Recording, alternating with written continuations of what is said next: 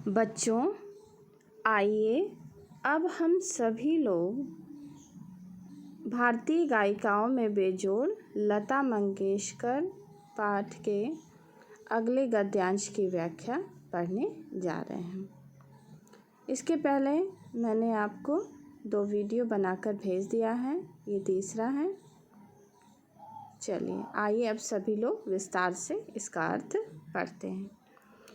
एक प्रश्न उपस्थित किया जाता है कि शास्त्रीय संगीत में लता का स्थान कौन सा है। मेरे मत से यह प्रश्न खुद ही प्रयोजनहीन है। उसका कारण यह है कि शास्त्रीय संगीत और चित्रपट संगीत में तुलना हो ही नहीं सकती। जहाँ गंभीरता शास्त्रीय संगीत का स्थायी भाव है, वहीं जलद लय और चपलता चित्रपट संगीत का मुख्य गुणधर्म है। बच्चों, इस गद्यांश में 2-4 बातें मुख्य रूप से बताई गई हैं, जिसकी चर्चा कुमार गंधर्व ने किया है। पहला कि शास्त्रीय संगीत में लता का क्या स्थान, ठीक है। तो इस पर चर्चा करते हुए लेखक कहता है कि यह प्रश्न खुद ही प्रयोजनहीन है, इसका कोई भी मतलब नहीं है। अगर ये पूछा जाए कि शास्त्रीय संगीत में लता का क्या स्थान है, तो ये प्रयोजनहीन है। इसलिए है क्योंकि लता ने कोई शास्त्रीय संगीत को बहुत ही गहराई से बहुत नहीं सीखा था, और वो ये फिल्म संगीत के लिए काम करती थी। इसलिए फिल्म निर्देशक या संगीत दिग्दर्शक जैसा उनसे गवाते थे, वो वही गाती थी, ठीक है। उसका कारण यह है कि शास्त्रीय संगीत और चित्रपट संगीत में तुलना हो ही नहीं सकती। और अगली बात लेखक ने क्या बताई है कि शास्त्रीय संगीत और चित्रपट संगीत में तुलना हो ही नहीं सकती। यानी इस गद्यांश में लेखक ने शास्त्रीय संगीत और चित्रपट संगीत का अंतर स्पष्ट किया है। अब यहाँ आगे हम पढ़ रहे हैं शास्त्रीय संगीत और चित्रपट संगीत में अंतर। बच्चों, चित्रपट संगीत को हम फिल्म संगीत भी कहते हैं। मैंने जो आपको कुछ महत्वपूर्ण अंशों का आशय स्पष्ट करते हुए एक वीडियो भेजा है, उसमें विस्तार से मैंने शास्त्रीय संगीत और चित्रपट संगीत का अंतर आपको बोर्ड पर लिख करके समझाया है। आज मैं आपको बताने जा रही हूँ। शास्त्रीय संगीत में गंभीरता होती है, ठीक है। वहीं चित्रपट संगीत में जलद लय, जलद लय का मतलब होता है द्रुत लय, तेज। चित्रपट संगीत या फिल्म संगीत बहुत ही द्रुत लय में गाया जाता है, जबकि शास्त्रीय संगीत बहुत में गंभीरता के साथ गाते हैं, बहुत ही शांत भाव में, ठीक है। और चपलता चित्रपट संगीत का मुख्य गुण धर्म है। और फिल्म संगीत का दूसरा अंतर यह है कि ये चपलता यानी चंचलता इसमें होती है, जबकि शास्त्रीय संगीत में ऐसा नहीं है। चित्रपट संगीत का ताल प्राथमिक अवस्था का ताल होता है, जबकि शास्त्रीय संगीत में ताल अपने परिष्कृत रूप में पाया जाता है। अगला अंतर, चित्रपट संगीत में आधे तालों का उपयोग किया जाता है, जबकि शास्त्रीय संगीत में ऐसा नहीं है। उसकी लयकारी बिल्कुल अलग होती है, आसान होती है। यहाँ गीत और आघात को ज़्यादा महत्व दिया जाता है। सुलभता और लोच को अग्रस्थान दिया जाता है। बच्चों, सुलभता और लोच, इसका मतलब होता है स्वरों का बारीक मनोरंजक प्रयोग। चित्रपट संगीत गाने वाले को शास्त्रीय संगीत की उत्तम जानकारी होना आवश्यक है, और वह लता के पास निसंशय है। एक अंतर ये भी कि चित्रपट संगीत अगर कोई गाता है तो उसको शास्त्रीय संगीत की जानकारी होना आवश्यक है। तो लता जी को भी उसकी जानकारी थी। 3-3.5 मिनट के गाए हुए चित्रपट के किसी गाने का और एकाध शास्त्रीय गायक की 3-3.5 घंटे की महफिल, इन दोनों का कलात्मक और आनंदात्मक मूल्य एक ही है, ऐसा मैं मानता हूँ। बच्चों, यहाँ लेखक यह बता रहे हैं कि शास्त्रीय संगीत जहाँ 3 घंटे में गाया जाता है, वहीं फिल्म संगीत 3-3.5 मिनट का गाया जाता है। तो दोनों का प्रभाव तभी है जब वह सुनने वाले को आनंद प्रदान करे। तो वही बता रहा है कि दोनों का कलात्मक और आनंदात्मक मूल्य एक ही है, पाठक को, सुनने वाले को आनंदित करना। ऐसा मैं मानता हूँ, यानी लेखक का ऐसा कथन है।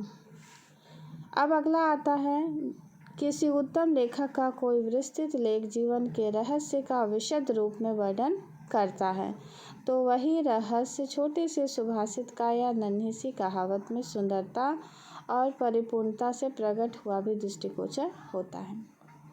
यहाँ पर लेखक ने चित्रपट संगीत और शास्त्रीय संगीत का कलात्मक और आनंदात्मक मूल्य क्या है इसको समझाते हुए उन्हें बहुत छोटा सा उदाहरण दिया है कि मान लीजिए कोई लेखक कोई बहुत बड़ा सा लेख लिखता है जिसमें जीवन के सारे रहस्यों को उद्घाटित करता है। तो यह बात शास्त्रीय संगीत पर होती है कि शास्त्रीय संगीत बड़े लंबे समय में देर तक गाया जाता है, जबकि वही भाव जो है चित्रपट संगीत में रहता है, लेकिन चित्रपट संगीत में 2 से 3 मिनट में गा दिया जाता है। तो उसी तरह से कोई सुभाषित जैसे दोहा वगैरह लिखा जाता है, बिहारी के दोहे आप पढ़े होंगे, तो गागर में सागर भरते हैं, यानी छोटी छोटी पंक्तियाँ 2-2 लाइन की होती हैं, लेकिन जीवन के बड़े बड़े रहस्य को वो उद्घाटित कर देती हैं। तो दोनों का तो वही महत्व हुआ, कोई लेखक किसी चीज़ को बहुत विस्तार से लिख करके अपनी बात को स्पष्ट करता है और कोई जो है 2-4 लाइन में ही अपनी पूरी बात कह देता है। तो शास्त्रीय और चित्रपट संगीत का अंतर यही है, दोनों का अपना महत्व है, लेकिन फिल्म संगीत या चित्रपट संगीत में कोई बात 5 से 6 मिनट में कह दी जाती है, वही शास्त्रीय संगीत में 3 घंटे में गाया जाता है, कहा जाता है। ठीक है। अगला, उसी प्रकार 3 घंटे की रंगदार महफिल का सारा रस लता की 3 मिनट की ध्वनि मुद्रिका में आस्वादित किया जा सकता। आस्वादित करने माने आनंद लेना।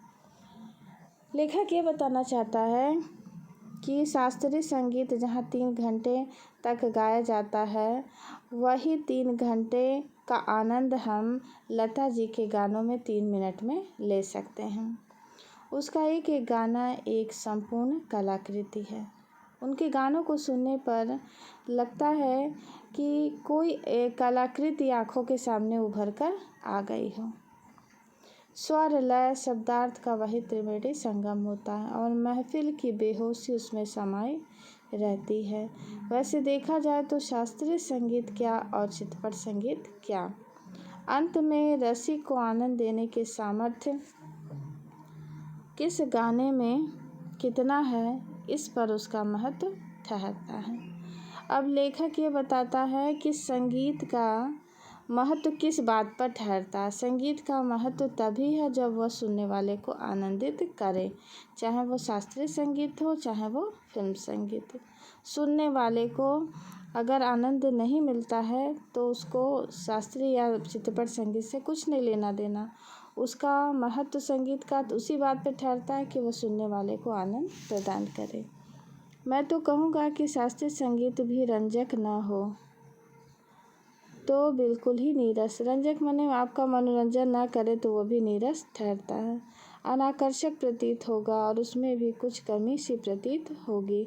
गाने में जो गानपन प्राप्त होता है वह केवल शास्त्रीय बैठक के पक्केपन की वजह से, ताल सुर के निर्दोष ज्ञान के कारण नहीं। गाने की सारी मिठास, सारी ताकत उसकी रंजकता पर मुख्यतः अवलंबित रहती है। रंजकता मतलब मन आनंद प्रदान करने पर ही आश्रित रहती है।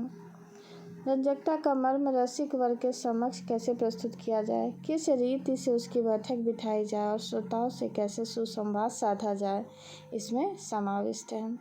इसी बात को लेखक ने एक उदाहरण देकर बताया है कि किसी मनुष्य का अस्थि पंजर और एक प्रतिभाशाली कलाकार द्वारा उसी मनुष्य का तैलचित्र, इन दोनों में जो अंतर होगा वही गायन के शास्त्रीय ज्ञान और उसकी स्वरों द्वारा की गई सुसंगत अभिव्यक्ति में है। जैसे मान लीजिए किसी कलाकार ने अस्थि पंजर माने मनुष्य का हड्डियों का ढांचा एक अस्थि पंजर बना दिया पेंसिल से, और एक कलाकार ने उसी अस्थिपंजर को तैल चित्र माने तेल वाले रंग से रंग करके पेंट करके चित्र बना दिया है अस्थिपंजर का। तो दोनों का एक होता है शास्त्रीय ज्ञान रखना और दूसरी बात होता है शास्त्रीय स्वरों का उपयोग करते हुए खूब सुंदर सा गीत प्रस्तुत करना। तो दोनों चित्र देख करके कौन सा चित्र आपको ज़्यादा प्रभावित करेगा? तो जाहिर सी बात है कि जो पेंट करके रंगीन चित्र अस्थिपंजर का बना है वही लोगों को आकर्षित करेगा। तो शास्त्रीय संगीत का ज्ञान रखने से मतलब नहीं, उसकी सुसंगत स्वरों की अभिव्यक्ति अच्छे से गाने में हो जाए, ये इस बात पर निर्भर करता है। संगीत के क्षेत्र में लता का स्थान अव्वल दर्जे के खानदानी गायक के समान ही मानना पड़ेगा। क्या लता 3 घंटों की महफिल जमा सकती हैं? ऐसा संशय व्यक्त करने वालों में मुझे भी एक प्रश्न पूछना है। क्या कोई पहली श्रेणी का गायक 3 मिनट की अवधि में चितपट का कोई गाना इतनी कुशलता और रसोत्कटता से गा सकेगा? अर्थात नहीं।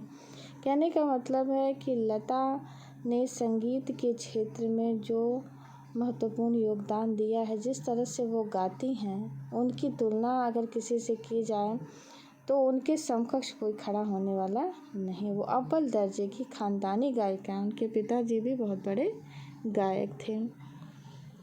ठीक है, तो इस प्रकार इतनी व्याख्या आपको समझा दी गई। बच्चों, इस पैराग्राफ में जितना भी अंडरलाइन हुआ है, जैसे नंबर 1 शास्त्रीय संगीत में लता का कौन सा स्थान है, इसके बारे में आपको लिखना है। दूसरा प्रश्न, शास्त्रीय संगीत और चितपट संगीत का क्या अंतर होता है, ये आपको लिखना है।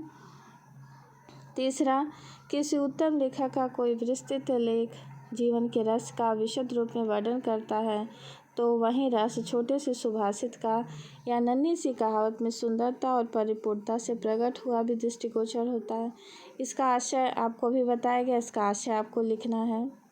अगला प्रश्न, तीसरा ये हो गया। चौथा प्रश्न ये है बेटा कि संगीत का महत्व किस बात पर ठहरता है। ठीक है। पांचवा, किसी मनुष्य का अस्थिपंजर और एक प्रतिभाशाली कलाकार द्वारा इसका भी आपको आशय स्पष्ट करना है। ठीक है, इतनी बात मुझे लगता है आपको समझ में आ गई होगी। ठीक।